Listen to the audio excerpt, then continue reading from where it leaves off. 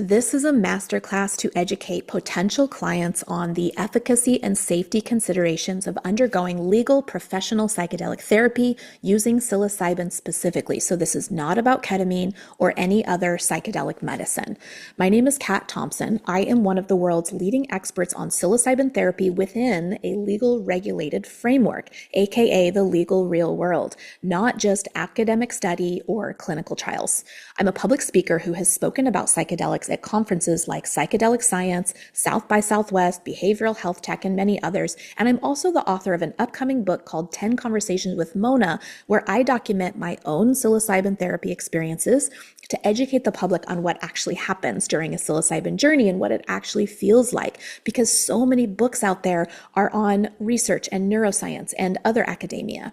And I wanted my book to be a more boots on the ground layperson type of read of what actually happens. I'm also the founder of a psilocybin therapy clinic that has served hundreds of clients from all around the world, from ages 21 to, I believe, 82, and from all walks of life. Now, this deep dive training is intended for people who are aware that they have some kind of suffering or unhappiness, regarding their mental health and their inner world. It's for people who are exploring solutions to resolve this and alleviate a good portion, if not all of their symptoms. This might be for people who have tried everything, or it could also be for people who have been too discouraged to try anything, right? So either camp you fall into, this training is appropriate for you. And psychedelic therapy works equally on both camps because our programs are customized to meet each client where they are. Now, this training is not particularly applicable to you if you are only frustrated by the outside world, and that's the main driver of your poor mental health. Because psychedelic therapy works more on the inner landscape, right? So politics or culture or any form of toxicity that you view in the world around you, you should know that psilocybin, obviously, this doesn't directly change the outside world, right? In fact, sometimes after experiencing psilocybin, the external world is easier to live in, but sometimes it can make it a little more challenging to live in as you see more things, right? So the focus today is really on people who are seeking to heal something internal. So usually that's some sort of prior trauma or abuse or neglect or abandonment, right? It could be witnessing something violent or experiencing something violent. It could be facing a difficult crossroads in life or being in grief over losing someone or something that's important to you. Whatever it is, if it's more around, internal suffering and something that feels wrong or stuck internally, and in particular, if it's something from the past and not an active crisis that you're going through right now, then that is who we target helping, and that is who psychedelic therapy is really ideal for.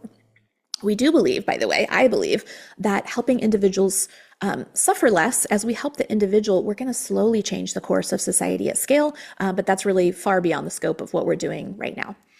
I like to tell our clients a lot that psilocybin loves having a job to do. And so when you ask it for help regarding a trauma or any sort of core wound that has become kind of like an emotional weight around your neck, it really excels at going straight to that area of your brain where you are feeling that suffering and where it's held, and just helping you process it and release it.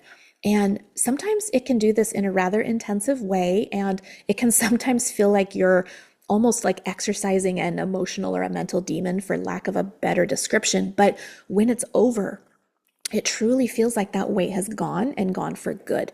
So that's why people don't need follow-up sessions with us very often. That's the power of what we're talking about today. And it is very specifically different from ketamine, who usually has it usually has very rapid benefits, but the symptoms a lot of times come back quickly. They kind of bounce back. And so a lot of people who are on ketamine end up needing ongoing maintenance treatments to feel better. Psilocybin does not work that way. Okay, so I also want to be clear, this training is not for people who are under the age of 21. If you're under the age of 21, we're not legally allowed to serve you nor advertise services to you. So, and not that this is an advertisement, but just to be, out of an abundance of caution, please don't continue watching this video if you're under the age of 21. And if you accidentally purchase this training and you're under age 21, you can just contact our team for a refund. Now, I use the term real world easier, right? earlier, excuse me, because our services to administer legal psychedelic medicine in Portland, Oregon are available to any adult in the world, age 21 or over, who does not have a safety contraindication. And it's important to know that I'm not talking about a clinical trial here. There's not a huge waiting list, and the criteria for getting in is not super, super narrow so that no one really qualifies. This is real and this is accessible. So if you qualify, and when I say qualify, it means basically it's safe for you. It's safe for you to move forward. Then this is a real world option whenever you feel ready. I designed this training to answer the most common burning questions that our new clients have. And we've held over, well, I personally have held over 400 new client consults over the past couple of years, ranging from 15 minutes up to 45 minutes. It's been a lot, and certain themes have definitely emerged. Number one, everyone is feeling stuck with something, and you probably are too if you're watching this. The exact specifics vary by individual, of course, but the overarching theme is a sense that something's wrong with their inner world and they don't know what to do to change it. So the key here is the feeling of powerlessness. Some clients I speak to have never actually tried anything to improve their mental health, but they still have this sense that they can't change it, so why bother, right? And then other people have been on a quest for sometimes decades, trying everything under the sun that they've heard of, right? Some of those things, they may have helped for a while, but they've either stopped working or it just didn't go far enough. So that's number one. Number two, when it comes right down to it, everyone who hears about the promise of psychedelic therapy to address core inner wounds and suffering permanently, they want to know two things. This always comes up in my consults. Number one, is it safe to do? And number two, will it actually work for me? So when it comes down to it, people will invest in solutions that they feel confident will actually work to substantially improve their quality of lives. And when they feel safe doing so, especially with unknown experiences or substances. Now, obviously, you don't want to invest in something that you believe isn't safe for you, right? And why would you? Why would you want to invest in something that also you don't believe or trust will actually work? So I'm going to address both of those questions quite comprehensively in this deeper training, okay? But to start out, there are a few logistical things to orient you to who I am and where we're located in the event that you are interested in one of these programs after viewing this. I'm aware that you met me and my company through either an ad or our website or somewhere, right? And you're just viewing this video and everything has been virtual up to this point. And so I want to provide some grounding real world information to help just reinforce the fact that you're learning from a real business owner and a real company. So if it helps, you can just pretend that you're listening to this training maybe like in person at a conference or seminar, because I give this information very frequently at in-person conferences and seminars. So again, my name is Kat and I own a psilocybin mental health treatment company. It's called Fractal Health. I myself have completed 10 large dose psilocybin therapy sessions for my own mental and emotional healing to better understand myself and the world around me. And I have tested, we call it baselining, doses of psilocybin ranging from 1 milligram. Actually, I've done 0.5 milligram. It's a tiny microdose, but I could still feel it. Way up to 36 milligrams, which is roughly equivalent to 6 or a little more grams of a dried mushroom that it would be at an average potency. On top of this, I've facilitated journeys for dozens of Fractal Health clients myself. I used to have an active facilitator license, although it is no longer active because I'm so busy running the company and supporting my team of facilitators. So while I no longer facilitate, I currently oversee a community of over 20 professional licensed facilitators. That's what we call psychedelic therapy professionals in Oregon. And together we serve hundreds of clients per year, right? So again, facilitators is it's the term that we use for professionals who will coach, mentor, and support clients through the entirety of their psilocybin services, the preparation and planning, the actual day of, and then the support afterwards that they need. So this is the Fractal Health ecosystem that I've designed.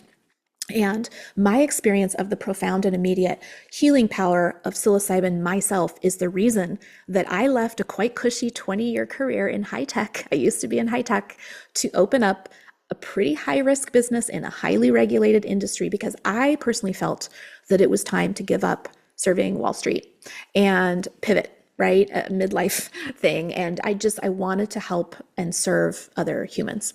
And I will continue running this for as long as the universe of the government officials allow me to, whichever comes first, right? We're going. Also, just on a personal note, I'm a mom. I love travel. I love good food. I grew up on a farm in Colorado. I was a 4-H kid. I actually had quite a conservative upbringing, and I've never used these types of substances recreationally. So a lot of people are surprised to hear that about me and the owner of a psychedelic therapy clinic. But I really truly believe in the safe, legal route of doing these substances. Okay. Also, our on-site service center that's licensed by Oregon Health Authority to sell psilocybin in Oregon legally is called Fractal Soul. Okay, so there's Fractal Health and Fractal Soul. This is the partner clinic to Fractal Health, which is more of the care team of facilitators and educators. So Fractal Health engages with the public for services and education, just like this video. And Fractal Soul works only with clients of licensed facilitators. So the only way to get an appointment at Fractal Soul and to purchase psilocybin there is to be working with one of our established care providers, right? Fractal Soul is not a dispensary. That is not how Oregon works in general, okay? It does not sell psilocybin to members of the general public without approval and without an appointment. Fractal Soul is where clients will host their administration sessions in comfy private rooms, usually lasting about 5 to 6 hours. You're usually dosing around 10 a.m. and you're usually done by 4:30 p.m. But Fractal Soul and Fractal Health are sister companies. They're both founded and owned by me, just in case you hear them both. And in case you didn't catch it earlier, we're based in Portland, Oregon, the metro area. We're actually in a west side suburb that's near the Nike World headquarters. It's called Beaverton. So we're not in downtown, and it's quite quiet where we're at. Actually, it's really beautiful. We're overlooking a nice suburb park. Now, if you want to participate in one of our personalized programs where you physically purchase and consume psilocybin legally under the watchful care of a professional guide, you must be able to travel to Portland, Oregon, right? And host your session at our clinic for the day. This means we don't mail psilocybin. We cannot come to you, right? So being in a professional licensed environment in the care of professionals is absolutely crucial to virtually guaranteeing positive outcomes. In fact, it's one of our 9 facets of a success model that we have developed. But the preparation and the integration guidance, that's kind of the before and after care that we provide, is all done virtually via Zoom. So you don't have to be in Portland for an extended time. 3 to 4 days, including your travel days, is usually plenty, unless, of course, you want to be here for longer. I just want to underscore again that this is not a training video for how to DIY your own psilocybin therapy. I cannot, in good conscience, recommend DIYing psilocybin therapy, especially at the large therapeutic doses that we administer at our center, which can sometimes be quite intensive. After overseeing journeys of hundreds of clients, plus my own, I will tell you with zero doubt, this is not safe to do this alone or with someone who doesn't know how to support you, right? The substance itself is generally safe, but what can happen in the session if you start having a challenging time, or if you're not losing consciousness, but you can start doing things that maybe are safe for you in some cases, you need to be with someone who knows how to handle and support that situation, okay? Also, just a reminder, possession or consumption of psilocybin outside a legal licensed environment in either Oregon or Colorado is considered a felony offense almost everywhere. Most people don't know that this also includes microdoses, right? The federal government doesn't care whether you have 10 grams on hand for a big macrodose journey or 2 tiny microdose capsules. They don't differentiate in dose, okay? In most places. I'm not going to go into the argument of whether possessing mushrooms should or shouldn't be illegal, right? The fact is that it is, and there's consequences for growing and consuming them in your house. So I just want you all to be aware of that. Now, Oregon and Colorado are the only 2 states in the United States with legal regulated psychedelic therapy programs. In fact, they're the only 2 places in the world with a regulated psilocybin therapy program, because other places in the world where psilocybin might be legalized or decriminalized do not operate in general under a regulatory framework to keep providers accountable and clients safe, right? So if you're going to a retreat in Jamaica or wherever, you need to be aware of that. However, only Oregon currently has active operational centers and licensed professionals. As of this recording, at least, Colorado has legalized its program, but there's no centers up and operational and running yet. And it's probably going to be several more months before they are. Oregon, on the other hand, has been operational for about 2 years. So it's much more established, right? Oregon service centers have treated over, I believe the latest number I heard was over 10,000 people safely. In that amount of clients, emergency services have only needed to be called roughly, I think it was 10 or 11 times. I want to make sure I don't misspeak, but it's either 10 or 11. That is 1/10 of 1% is my point here, which means that 99.9% of clients served in Oregon have had safe experiences, even if their experience was challenging. Okay. And we have collectively learned a lot. The service centers talk all the time. The facilitators compare notes all the time. And so this makes Oregon's programs, in my opinion, better overall and more effective because we just have more experience. So my company is one of the leading providers in Oregon, but nevertheless, the regulations in Oregon and Colorado will be very, very similar, especially as Colorado gets going. Okay, so now that we've established some context, I just want to dive into the meat of the training because that's why you're here, right? So we are about to cover, I've broken this into two categories. There's the will it work for me category, and then there's the is it safe category, because these are the two questions that everyone asks. So in the will it work for me category, we have three topics. First is how psilocybin physically works in the brain. This is the neuropharmacology of psilocybin. The second one is psilocybin, the therapy effectiveness in clinical trials. I'd like to go over some key curated clinical trial data. And then third is Fractal Soul's real world data, okay, from our actual clients. And then in the is it safe category, this is a super important one as well. The very first one is safety and contraindication considerations for psilocybin. The second is dose-dependent outcomes. And the third is how Oregon's psilocybin program works, in particular with a focus on all the regulations around client safety, because Oregon Health Authority cares very, very deeply about client safety. And then I've also included a bonus section with the top 15 frequently asked questions that I get in 95% of my new client consults. And so it's likely that you have one or more of these questions as well. So I summarize those and I filmed them. And then finally, I'm just going to end with a summary that contains optional next steps and just, wraps everything up with a pretty bow. So if you're thinking of participating in one of our programs, then you can move forward and you can have the next steps. And if not, then at least you have all of this knowledge and you're armed with that for the future or maybe for a loved one. So, all right, well, let's go ahead and do this. Let's dive in.